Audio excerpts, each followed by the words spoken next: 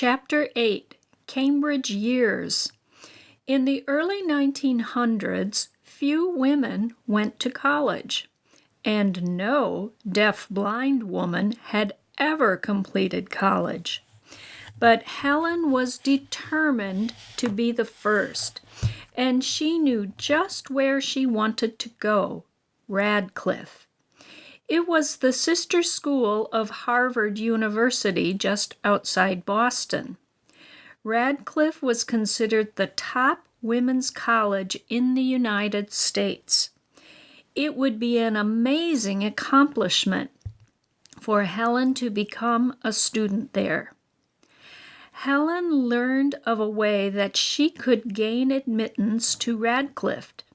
There was a school, the Cambridge School for Young Ladies, that prepared young women for Radcliffe. Annie went to see Arthur Gilman, the head of the Cambridge School. She pleaded with him to take Helen as a student.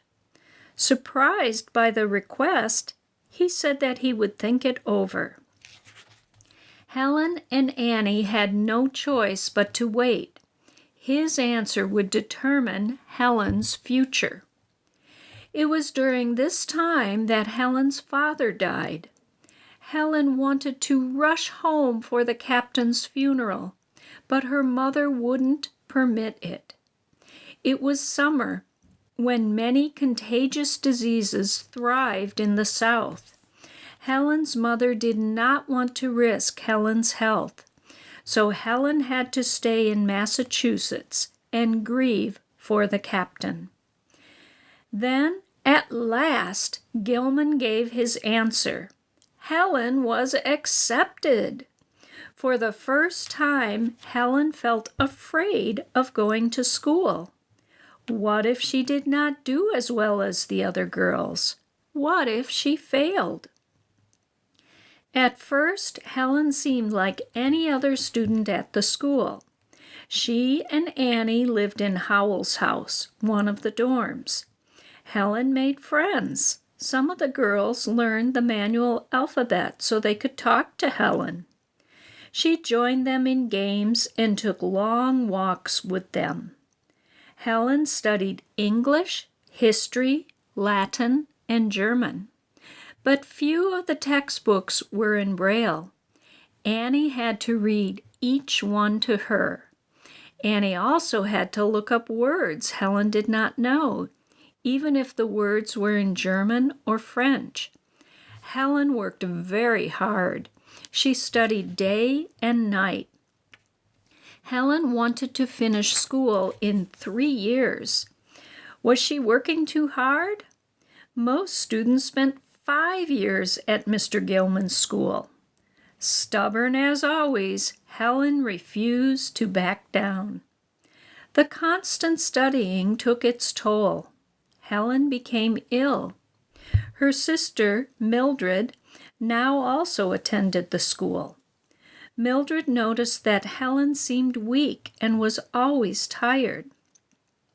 Mrs. Keller became alarmed. Was Annie pushing her daughter too hard? Mrs. Keller met with friends of Helen's. Should she take Helen away from Annie? Mr. Gilman thought so.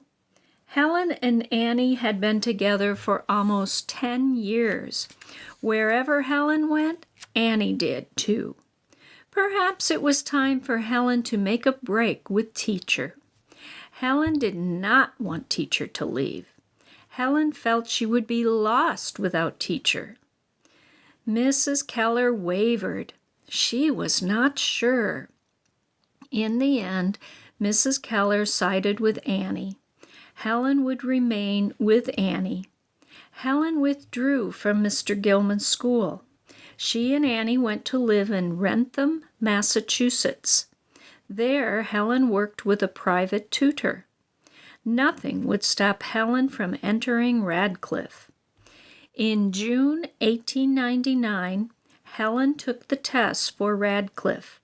She was already 19 years old. Many freshmen at Radcliffe were only 18. Helen was afraid that she had failed. but she passed with good marks. Finally, on July 4th, 1899, the acceptance letter came. The fireworks for the holidays seemed to be just for Helen. But the dean of Radcliffe suggested that Helen wait a year before entering. To Helen, that seemed like forever.